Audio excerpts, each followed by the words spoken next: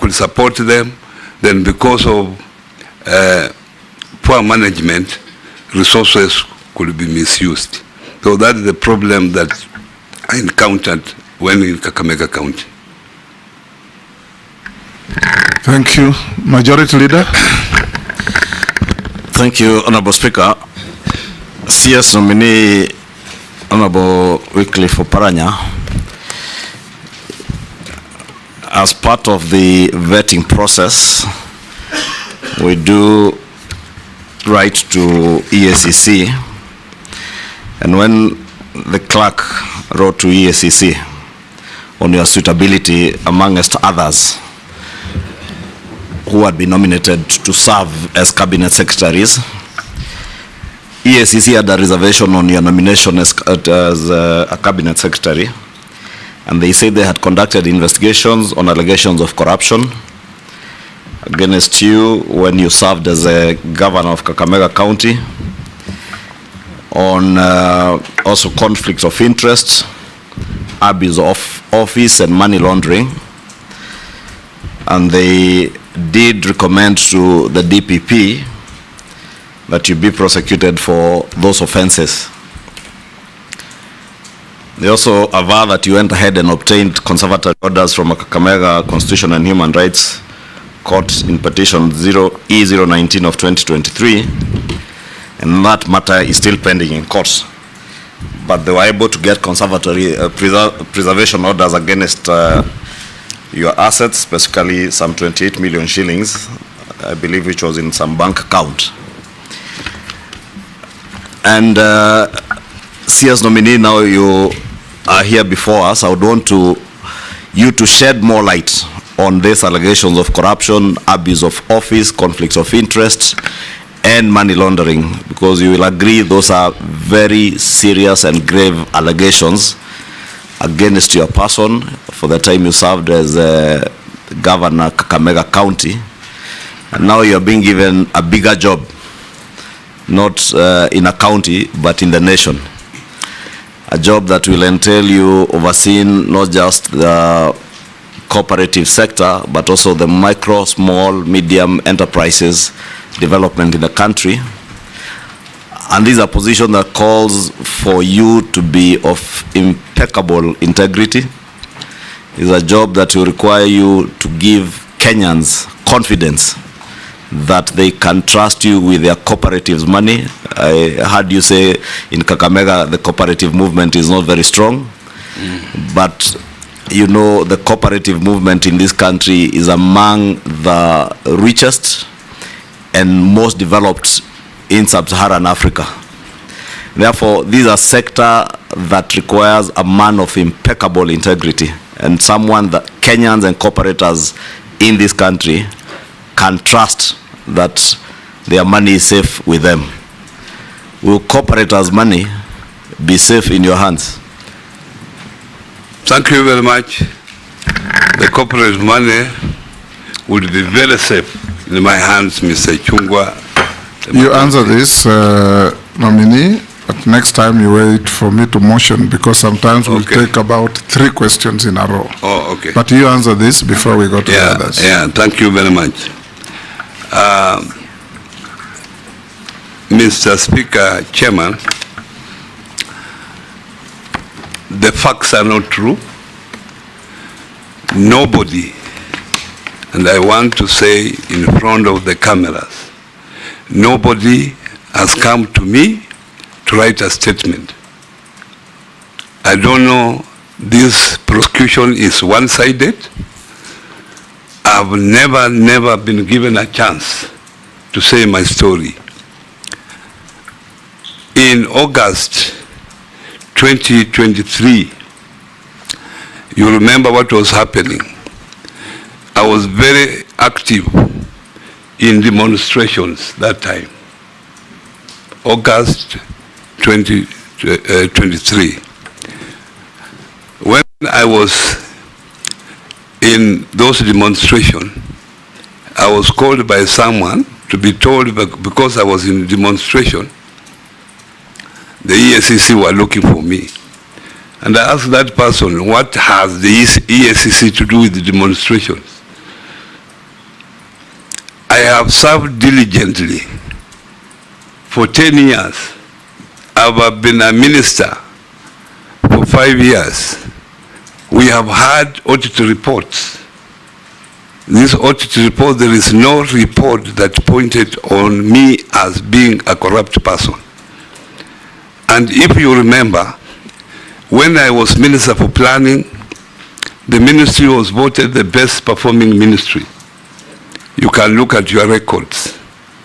When I was governor, everywhere they are saying where devolution is working is Kakamega County. If I'm lying, check your records. I worked for 10 years, nobody came to my office about any corrupt case until August 2023 when we were doing maandamano. And when they came to my house, it was even not about corruption. The first question they asked, what business do you do with Raila Odinga? I don't do any business with Raila Odinga. Raila Odinga is just my party leader. That is the only relationship I have with him. Secondly, I was asked, do you keep guns in this house? Obviously, why would I be keeping guns in my house? The third question I was asked, that where do you get money that you fund demonstrations? So what has those questions to do with corruption? So as I sit here, Honorable Chairman, nobody has come to take any statement from me. So I don't know what I'm being accused for, because I'm also just seeing it in the papers as you are seeing. So that is where I am, Mr. Chairman. But even before then,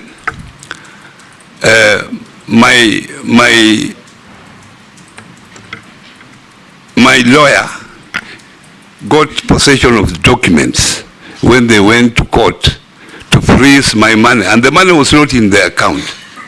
The money was with CPF, where I was buying a property. So when CPF were called by EACC to write a statement, they are the ones who alerted me that they were following the money that I had paid CPF, which had nothing to do with the Kakamega account. This was money from my account and money from someone who was buying my house that I was selling. So that's how it was. And nobody has come out until when now the person who was buying my house withdrew and wanted me to refund his money. I didn't have the money to refund because it had been frozen. Chair. Sorry to interrupt. Yes, Majority Leader. Interrupt, Governor. Just to be clear, two things. First, who are these who came to the house? EACC or ordinary police? You wouldn't know them because they never introduced themselves. There were about 20. So some were in police uniform, some were in civilian uniform. They never introduced themselves as EACC officers?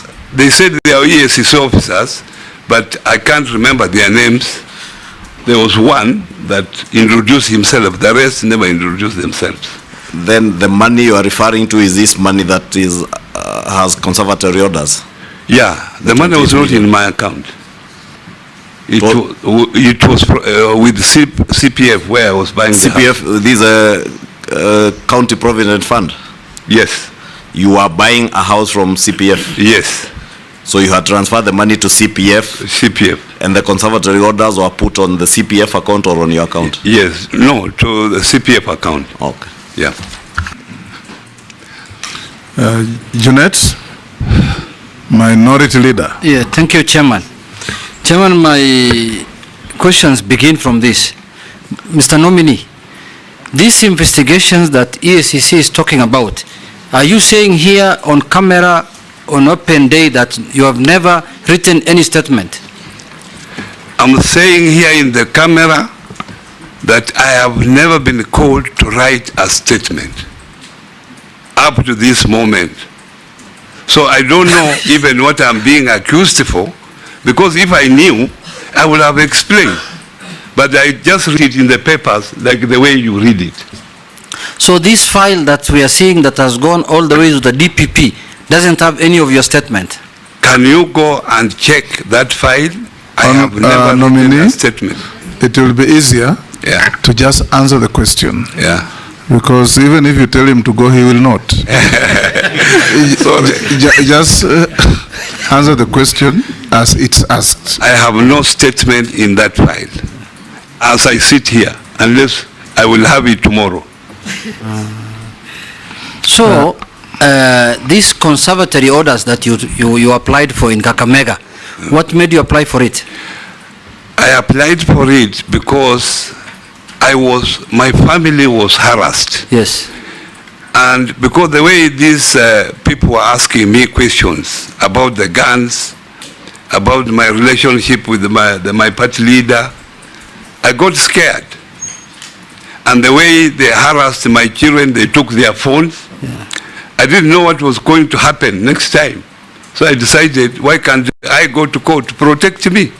And that's why I went there. And according to the Constitution, I'm not supposed to be searched the house. It is there in the Constitution. So I was using my rights. You can be searched, but with a court order. Yeah. Yes. If they come with a court order, they can search. If they don't have a court order, it's another story. Okay. Thank you. I rest my case there because I'm really surprised that you're saying you have never recorded a statement. I have never recorded a statement. That is information that I really wanted to know. Yeah. Secondly, now my other question is, now you are going to the position of Cabinet Secretary of Cooperatives. If confirmed. If confirmed by this committee. Yes. And your profession, as you have said, is accounting, which is much in relation with that work. There is the SME, micro and small medium enterprises, which is the backbone of this economy. That is the group that drives this economy. What do you think, what measures will you put in place to make sure that these SMEs survive the current economic situation that is going on in this country of high interest rates and other things? Secondly, the famous, and unfortunately me and you are on the same line before elections and after elections until now we are found together in this place. How will you handle Hustler Fund? It's in that ministry. What do you think you will do? And you know the way we oppose it very well, me and you, on the streets. Chair, maybe before he answers that, in relation to the question Jeanette asked, the investigations by EACC, you say you have never recorded a statement, okay? Are you aware if any of your former colleagues or staff at the county government of Kakamega have recorded any statements with EACC? And lastly, has the office of the ODPP, Office of the Director of Public Prosecutions, ever contacted you in relation to this matter or prosecuted you? I wouldn't know if any member of Kakamega County recorded a statement because I'm no longer a governor. So I wouldn't know the movement of staff from Kakamega to here and back. So that one I will not commit myself that I know. However, I know one of my colleagues who was called to record a statement. Chairman, on the same, just briefly on the EACC, have you ever been to EACC offices, the headquarters here? Yes. In October? Yes. What did you go to do there? I had gone to collect my phones because they had taken my phones of my children. My children were crying, they want their phones. So I followed them to go and collect the phones. And when I went there, they kept me waiting. They were saying they were scanning the phones. And later, after some 2-3 hours, they returned me the phone. That's what took me there. So while there, you did not write any statement? I didn't write any statement. Did you get your phones back? I got my phones back, except the computer. And the ODPP has never contacted you that you're supposed to be charged for any offense or you're supposed to be taken to court? He has never contacted me. The first time that I was contacted was early this month, around 8th, 9th there, when my lawyer told me that he had received a letter from the DPP that I have no case to answer, according to him. Let's have, yes. Yeah, you talked the Hustler Fund and your previous pronouncements against it. Now that you are going to be the line minister, I think that's what you have been asked. I know I was among the people who are opposed about the Hustler Fund, and I had not known the facts about the Hustler Fund until now. I've been briefed about the Hustler Fund. I think this fund, if well managed, is a fund that will take our people from poverty. The only problem, through my briefing, the only problem is that this fund was launched in a hurry without proper legal structures in place. And in the process, the Treasury allocated 13 billion Kenya shillings. From those 13 billion, because of borrowing again and again, that figure has gone, the turnover has gone to 55 billion. From 13? From 13. And out of that 55 billion, 21 million people have been involved in the repeating borrowing. In the process, they have been able to recover 43 billion, sorry. It's a revolving fund. It's a revolving fund. So in the process, there is 12 billion, which has not been recovered. But they have a strong, there is a very strong infrastructure, digital infrastructure, that they are able to determine where the 12 billion is, who has the 12 billion. The only problem is that there is no legal framework to recover that particular amount. You know, Fulisa is when you take Fulisa, when you load your phone, then the money is recovered automatically. But the digital infrastructure they have does not do that. It waits until the 2 weeks. If you find favor and you are confirmed, I have not been asking questions, but just a follow-up until the end. If you are confirmed to take up this docket, what will you do then to have a better system to manage this fund and avoid leakages and losses? First thing I should admit here that the intention was very good, because this fund was supposed to address market failures at the lowest level, lowest pyramid. That person, even leave Mama Mboga, leave Boda Boda, the person below, even those people, the person who could not even afford 500 shillings. So it was supposed to address that. You borrow the money and then you repay. When you repay, you get a credit score.